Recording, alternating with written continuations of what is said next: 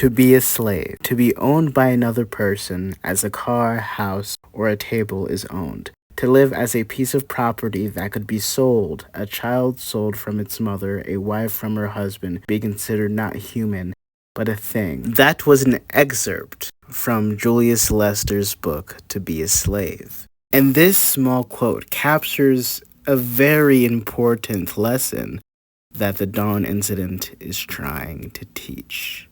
The Darwin incident, also known as Darwin Gin, follows the life of Charlie, a hybrid of human and chimpanzee, where Charlie was raised by two vegan parents who taught him that all life is equal. One of the most revealing moments of Charlie's psychology occurs when he saves a butterfly from a spider. I found a spider and took its food away. But would not save a snake from a bird. At first glance, it seems inconsistent or even cruel. When we analyze it carefully, it aligns perfectly with Charlie's moral and psychological framework. Identity. The butterfly's death is unnecessary, so saving it aligns with his sense of logical morality. Charlie has this thing where he does act on his instincts, but he also has an emotional intuition because of the environment that he was raised in. Charlie subconsciously identifies with the fragile, innocent butterfly, small, vulnerable, and at the mercy of forces beyond its control. Charlie doesn't save the butterfly because it is weak. He saves it because he recognizes himself in it. We see Charlie's relationship with his biological mother, the chimpanzee who gave birth to him. He views her simply as a mother in the biological sense, but without emotional attachment. This highlights that Charlie's identity and moral reasoning aren't dictated by biology. He's operating on a different moral and sociological framework. In theory, Charlie might not be fully human or chimp.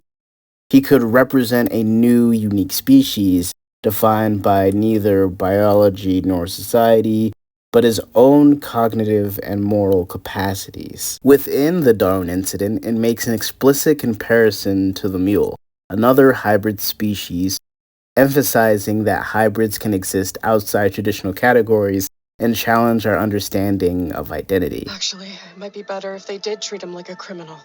What? Criminals have the right to a lawyer and the right to remain silent.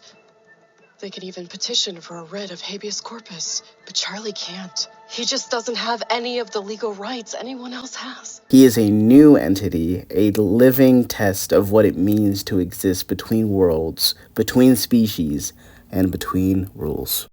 And the reason he would shoot them out is because he views his life is in danger and he's acting back on instinct. So basically, in this situation, Charlie would be a preference utilitarianist, famously championed by Peter Singer. This philosophy discards the idea of a soul and focuses on the capacity of suffering. If a mouse prefers to avoid pain, that biological preference is identical to yours. Charlie's morality thought process is biocentric egalitarianism, the belief that all living things have equal and inherent worth. Charlie's identity isn't found in his DNA. He is the only character in the series who is truly free because he doesn't care about being human. He's the first inhabitant of a world where the great chain of being has finally been broken. Charlie is a HUMANZEE. Charlie doesn't have human rights. Charlie isn't protected by animal protection rights. Charlie is seen as property. He's in a distant place, in a different reality, and he is stuck in the middle. And he is no different from a slave.